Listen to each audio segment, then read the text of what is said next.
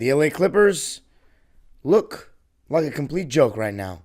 Another loss, another blowout to another Eastern Conference team.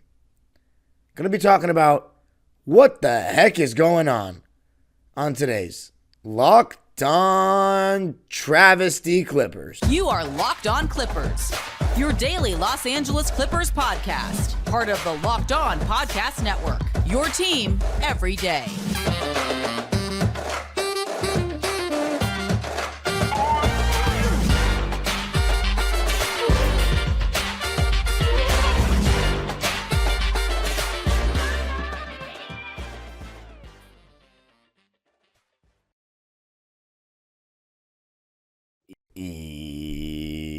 Yes, sir. You are locking in with the Clips. Thank you for making Locked On Clippers the first listen of your day. Your team every day. I'm your host, Darian Vaziri, born and raised in LA and in my 19th season as a Clipper fan. You can also follow me on Twitter and Instagram at DimeDropperPod and subscribe to my own YouTube channel, Dime Dropper, where a video of my experience at these last two blowouts is going to be on my channel. Please check them out. I got fans' thoughts from throughout the games, after the games, and some very interesting content. So check that out. And Locked On Clippers is free and available wherever you get your podcasts, including YouTube. Vent as much as you want in the comments. But I know based on the way these comment sections are going, it's going to be a bunch of Kawhi stands and a bunch of Harden stands blaming other players on the team and other personnel. It's just a blame game. So I think if you want to hide anybody from criticism, you're not being honest. And before we start talking about that, this episode is brought to you by Prize Picks. Prize Picks is the best daily fantasy sports platform in North America. All you got to do is go to prizepicks.com/LockedOnNBA and use code LockedOnNBA for a first deposit match up to $100. All right, where do I begin? Indiana. Good team. Trying to get into those top 6 spots in the Eastern Conference. Tyrese Halliburton having a career year. Been struggling a bit since he came back from injury. This team's got Pascal Siakam and a lot of youth. Clippers coming off a loss to the Sixers on Sunday. Got to get a win. 12 games left. You're playing terribly. Got to get a win. First quarter, good offensive stuff. Defense was okay. Up by 5, 34-29. That would be the last and only quarter we win for the rest of the game. We gave every quarter after that. 36-28 in the second, and I think the takeaway there was we could not guard. I'll get it, and I said exactly the same thing after the Philly game. And then in the third quarter, we got outscored 32-27. Again, over 30 points. And I did say in the third segment of yesterday's episode that if we're not sharper defensively, we're going to get blown out of the gym because they are a high-powered offense that generates a lot of open shots. That comes from Tyrese Halliburton's pick-and-roll prowess, but also now they have Pascal Siakam, a second offensive hub they can go to. And that adds their defensive versatility, and you can really feel it in this game with him guarding Kawhi. Not to say he locked anything up, but you could really feel that. It wasn't like Kawhi was getting us a good shot every time down the floor. It didn't feel like anyone on our team was getting us a good shot every time down the floor. Fourth quarter was where the collapse happened, and it honestly started towards the end of the third. We lose the fourth 36-27, and at one point of the fourth quarter, we're down by 20. 20. Unacceptable. Clippers lose it 133-116. Now, let's start with the nice guy version. Clippers shot 54%. Offense was pretty good. They just didn't make their threes. Only 30% from 3. And they were 6 for 20 from 3. That's not that many three-point attempts. Why is that? Well, clearly the Indiana Pacers had a strategy of running the Clippers off the line and putting pressure on the ball. Do you know why that is? Because they know that we struggle to get by players. They know we do. And they switched a lot, especially without Turner in the game. Because with Turner, they like him in drop coverage to keep him around the rim. When Jalen Smith was in, and other lineups like Obi Toppin at the 5, they would switch a lot. And we don't do a good job of breaking down defenses, which is crazy, right? Considering how we started the season with Harden, or should I say started or got into the groove with Harden. And that's really what it comes down to in terms of the offensive drop-off. Kawhi Leonard, he had 26 points in this game. Paul George had 26 points in this game. Now, I'm starting to think that still might not be enough. They might need to have 30 apiece the way it's looking. Kawhi Leonard, 26 points on 11 for 18 shooting. Paul George, 26 points on 12 for 18 shooting. They shot a combined 3 for 6 from 3. Only 6 3-point attempts for both of them. That sounds like Paul George or Kawhi Leonard's 3-point field goals for a game, 3 for 6. Paul George was 2 for 4. Kawhi was 1 for 2. So they both shot 50%. But the Pacers, I thought they just did a really good job. Every time we tried to get Paul George or Kawhi coming off curls or flare screens, they were just locking and trailing very well, running them off the line. And they knew that they weren't going to fully be able to get the step. They obviously get the step coming off a screen, but the defense can recover.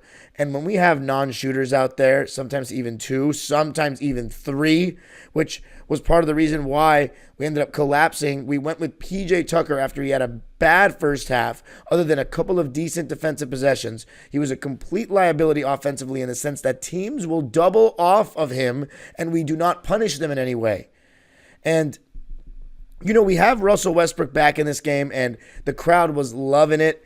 He actually had a pretty decent game. Defensively, he was just okay. Nobody was better than okay, in my opinion, again, defensively, just like the Philly game. But I will say Russ got to the basket. He had some nice lob passes over the top to Kawhi in the third quarter. And it was funny because Kawhi started out very quiet in this game because Paul George, he actually had the favorable matchup to start the game. They had Halliburton on Terrence Mann, Pascal on Kawhi, Andrew Nembhard on Harden, and I thought he did a pretty decent job at the point of attack, which I was surprised by. And then Turner and Zoo matched up, and they had Shepherd on PG. And if you're like, Shepherd, who's Ben Shepherd? I don't know much about him either. But Paul, and that clearly was enough reason for Paul George to go at him to start the game, and you started to see some mid-post touches on the first couple of possessions, and he had 6 points in the first quarter, and I just loved how aggressive he was being. 3 for 4 from the field.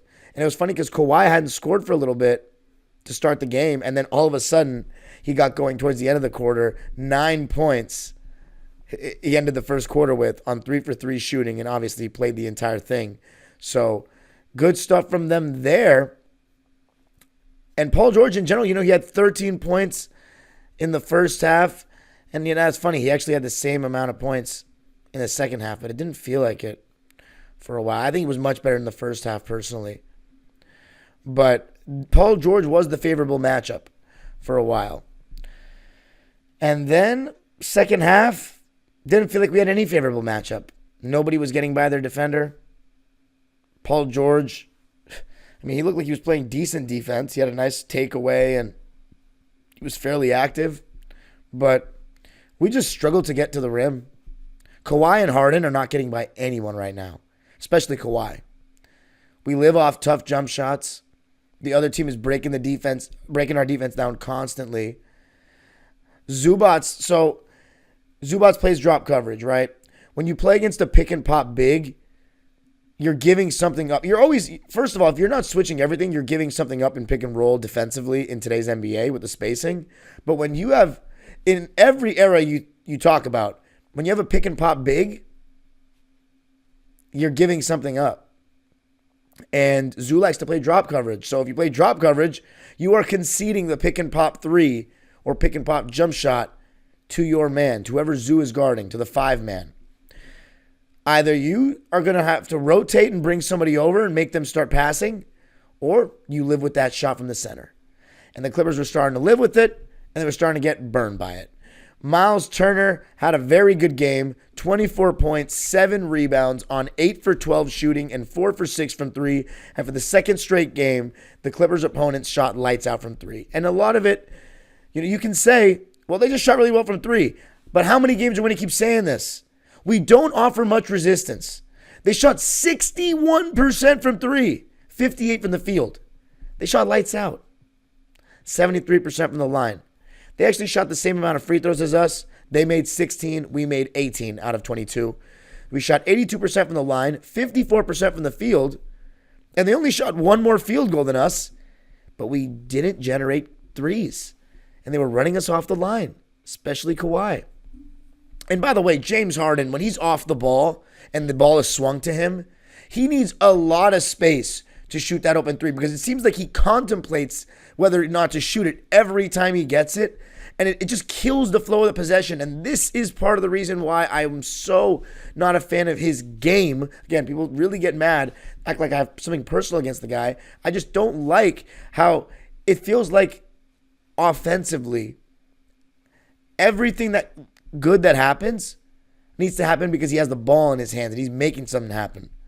He is not. And that's part of the reason why we're struggling too, is he was starting to shoot that catch and shoot three a lot more willingly and with less hesitation when we were winning games. And now he's just kind of stopping. First of all, he's bringing up the ball very slowly. We're getting into sets with no matter who is bringing the ball up, whether it's Kawhi, Paul, or Harden, we're taking too long to get into our stuff and get into our actions.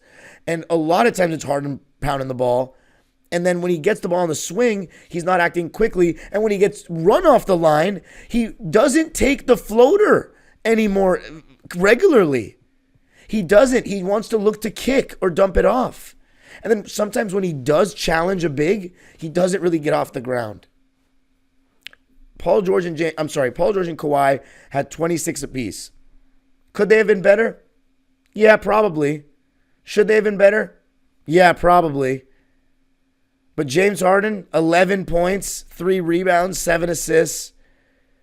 He was low turnover though, I'll give him that, with only 1 turnover. 3 for 7 from the field, only 7 shot attempts. 0 for 1 from 3, minus 24. People think because he's efficient that that's good and it's not a big deal. No, he doesn't generate shot attempts. He doesn't get shots off, and part of it's because he has a very not diverse shot profile. It's all behind the three-point line with him dancing, looking for his step back. When he drives, it's either a floater or a layup or a push-off mid-range that he does not take frequently. He does not catch the ball inside the arc to work. He does not utilize the fact that he's very strong and actually can post up a little bit when he tries.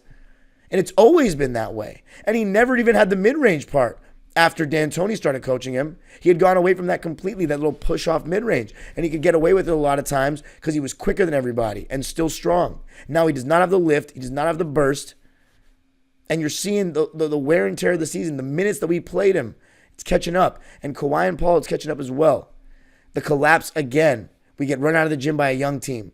And coming up, going to talk even more about the fact that this is just not good enough.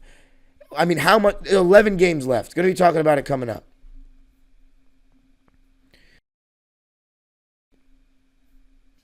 I got to tell you a little something about Prize Picks. Prize Picks is the best daily fantasy sports platform in North America, and here's how it works. It's just you against the numbers. You pick more than or less than on 2 to 6 player stat projections in a sport and watch the winnings roll in. It's demon time on Prize Picks. You can now win up to 100 times your money with as little as 4 correct picks. You can turn $10 into $1,000. Demons and goblins are the newest and most exciting way to play at Prize Picks. Squares marked with red demons or green goblins get you different payouts. You can now win up to 100 times your money with as little as 4 correct picks. Prize Picks even offers injury insurance so that your entries stay in play even if one of your players gets hurt.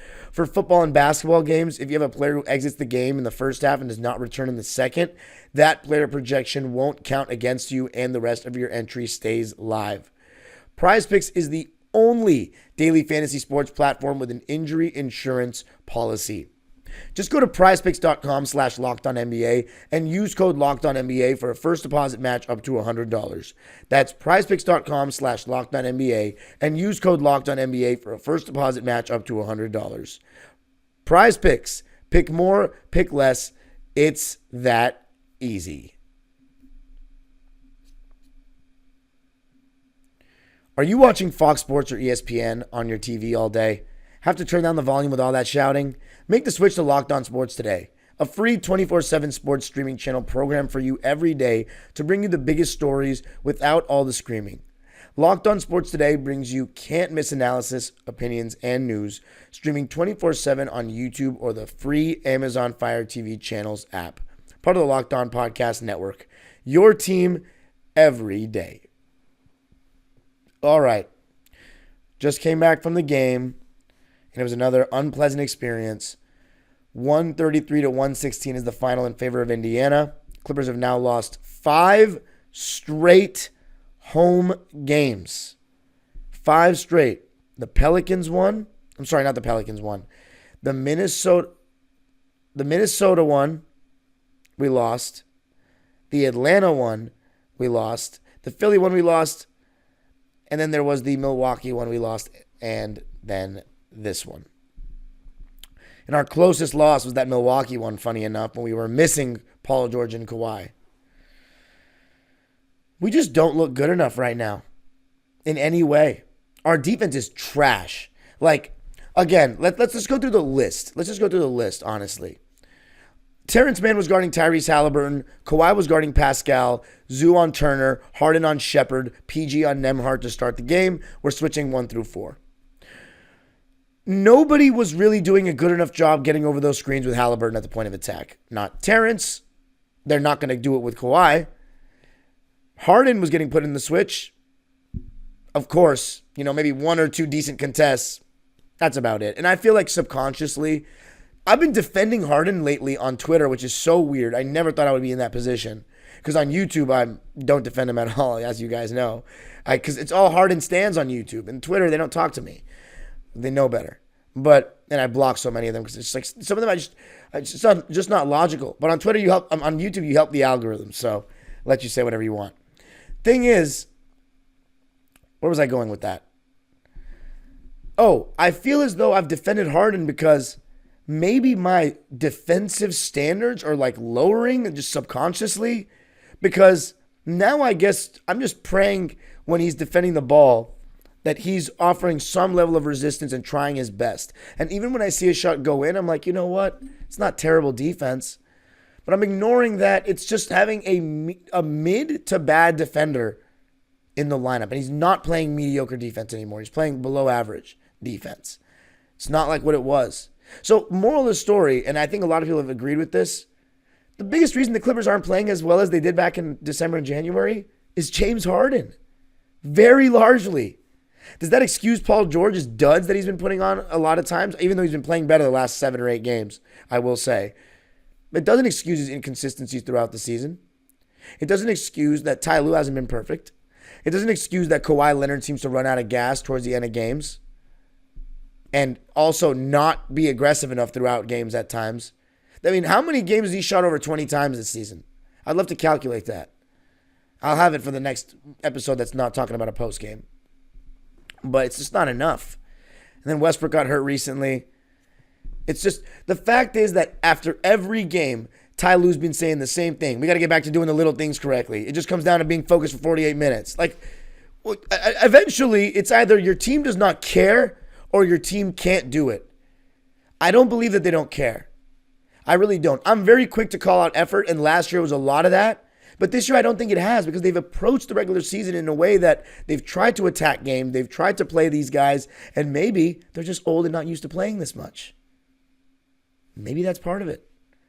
And I should stop saying maybe. It definitely is part of it. And one of the biggest reasons I was afraid of trading for Harden is that Kawhi and Paul George would have to have a bigger defensive load. And they were doing it. But what was my biggest fear that whole time? Can they do it throughout the course of a season? And you're starting to see that they can't. They can't. And teams don't put Kawhi in the action. We might have to go back. And the way we switch so loosely. So, by the way, I can't believe I didn't mention this yet. The reason why I brought up Zubats and drop coverage is Turner was burning us in the pick and pop, right? So then, and by the way, Zoo had a good first half offensively. He was finishing around the basket. There was one time where he had a switch and we actually threw him the ball and he got a double team and did something good. He got some offensive rebounds and putbacks. He had, I think, 8 points and 10 rebounds at halftime. But here's the problem with the Clippers. We aren't doing a good enough job guarding one-on-one. Period. We don't have any shutdown defenders like that.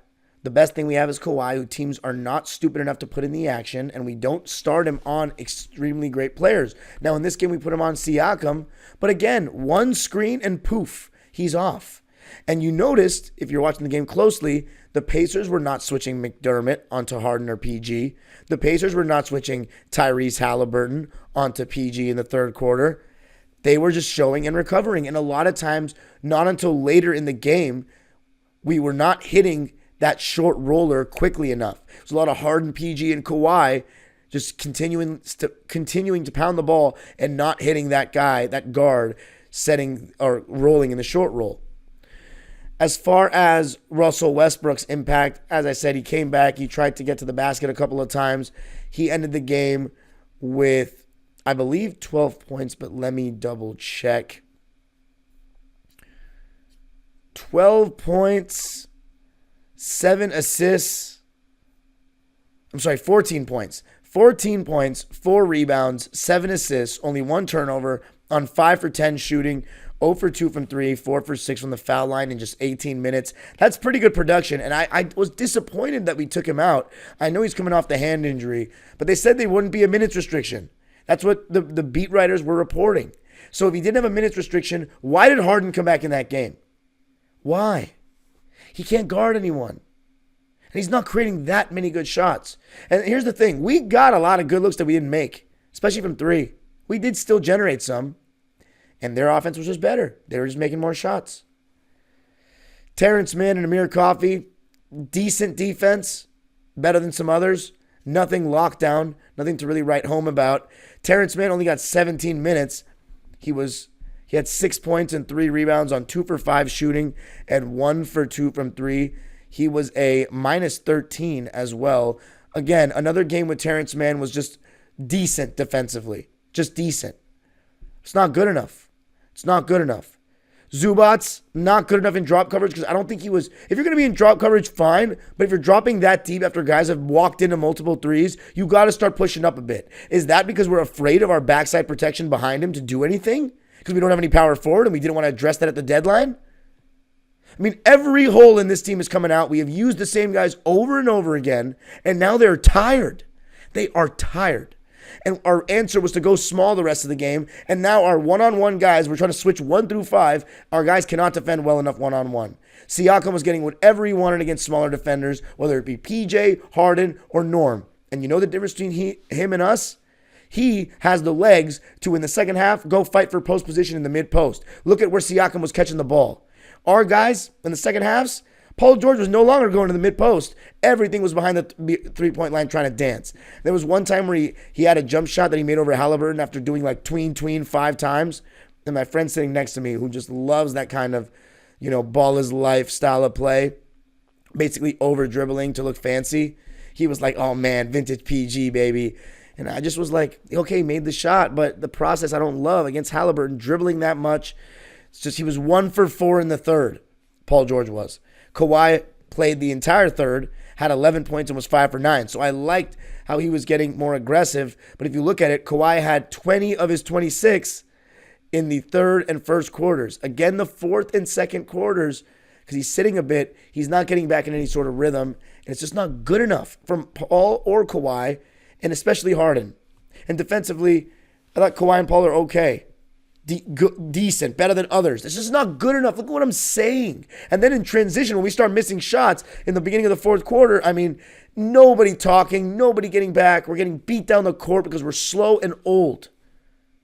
I don't know what's going to happen. Is there a rejuvenation fountain, the Lazarus pits? I don't know what has to happen here in the next couple of games. We have 11 games, and I've tried to be optimistic and hope that, the Atlanta game was the turning point. Hopefully we can get back on track. Lost by 20.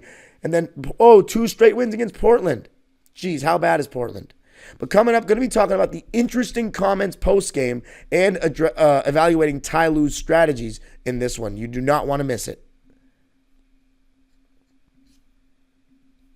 This next segment is brought to us by our sponsor, BetterHelp. Sometimes we all need the opportunity to get something off our chest. Big or small, certain things can really start to get to you. It's important to let that out, especially as someone who's unbiased on your life. So today I want to say how I really feel about something.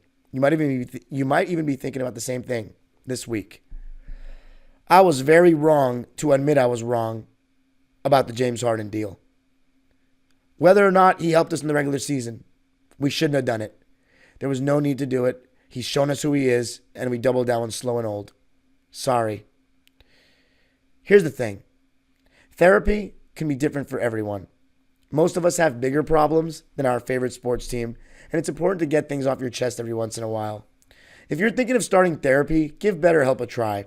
It's entirely online, designed to be flexible and suited to your schedule. Visit BetterHelp.com/LockedOnNBA to get 10% off your first month. That's BetterHelp, HELP.com/LockedOnNBA. All right, Clippers winning this one 133-116. You know, the fourth quarter was just so embarrassing. It started with Kawhi Leonard on the bench, and again, we didn't do well in that unit. Let me check specifically where the score went to when he was out, because we started the fourth quarter down 89-97. And by the time Paul George came back in, actually, with 10:32 to go in the game, we were down 103-89. So we were down 89-97. They go on a 6-0 run in 90 seconds to start the quarter. And so we keep Kawhi Leonard out for a little bit longer. And by the time Kawhi comes back in, we are down by 15, 107-92. So we went from down by 8 when Kawhi was out to down 15. Again, I don't think that's the decider in the game. But, I mean, having a lineup with Westbrook, PJ Tucker, and Zoo was certainly a choice. And not a good one by Ty. You know, that should never happen.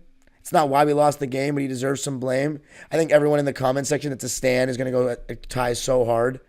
And I think that I'm telling you right now, I don't know what adjustment could save this team right now. I think, was not playing Tyson in the second half a good idea?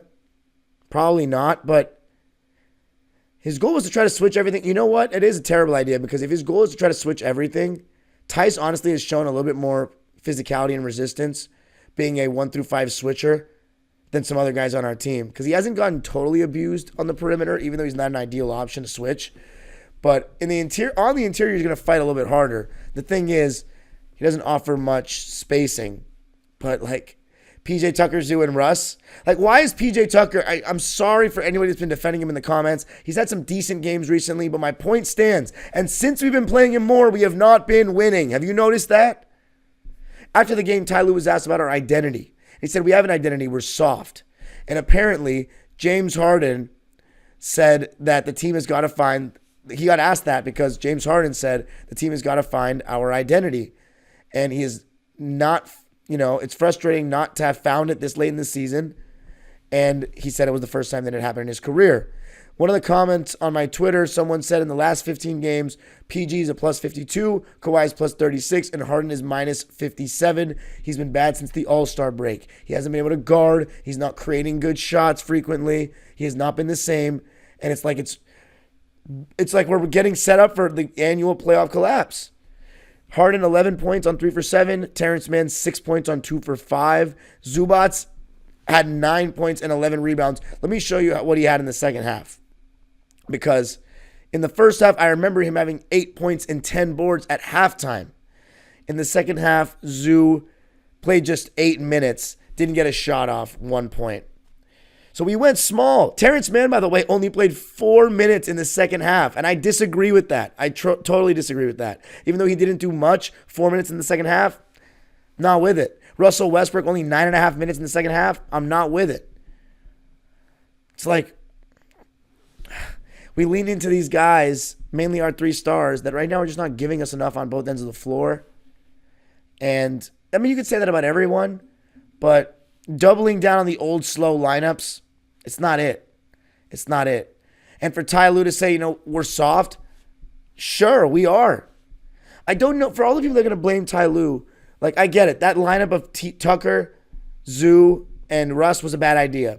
Why did Russ not come back in the game? Why didn't he stay in the game, I should say, and Harden came back in? Probably a bad idea.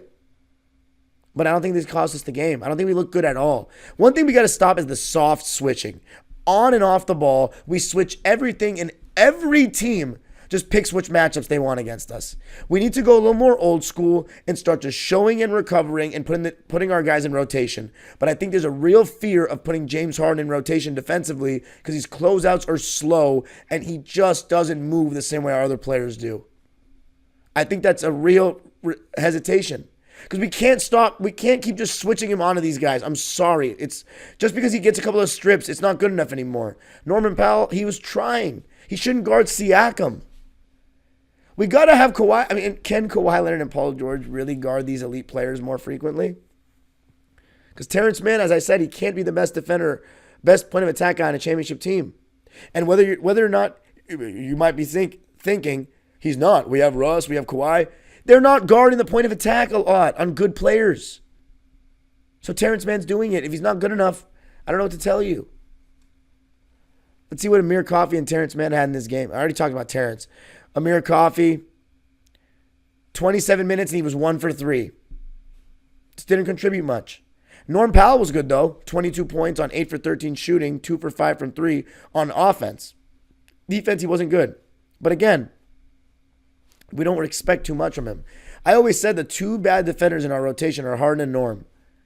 But everyone else has to be better.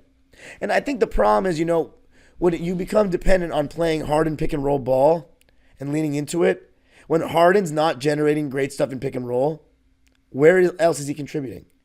Because that's what his game comes down to, is creating good shots. It doesn't always have to be. This is the cop-out everyone used to give me. He doesn't have to score a lot of points because he's going to create good shots all the time. I said it. I phrased myself very clearly before we got him. I didn't say when he's not scoring, he's not effective. I said when he's not good offensively, what's he doing? And people will say, you could say that about a lot of guys. Here's the thing about Harden. If he's not getting what he wants in pick and roll, off the ball, he does not offer anything. He doesn't move, doesn't set screens really unless the coach tells him to in a set play. He does not work quickly off the catch, and he second guesses a lot of his open shots. I don't know where we go from here. Should we have played the youth more early in the season? We might have to just have another episode just talking about what's gone wrong. I think I'm going to have to do it. But you can follow me on Twitter and Instagram at DimeDropperPod. Subscribe to my own YouTube channel to see what happened at the game and the reaction after. And make sure you hit the notification bell on this channel, Locked On Clippers, so you know every single time we post a video and vent all your frustrations. And, obviously hate on things I'm going to say because there's bound to be some people that do that. Guys, I hope it's going well soon. I hope we turn it around. I don't know what to say. On to the next game.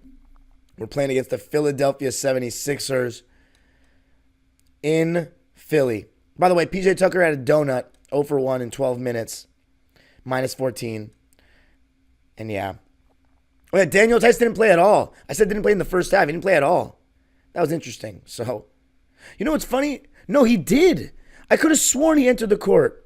I'm going to have to check that right now before we get off. Because he entered the court for 10 seconds or something. No, he headed to the scorer's table, I guess, and then they sent him back. Interesting. But anyway, yeah, let me know what you guys think of the episode. The age-old proverb continues. Go Clippers.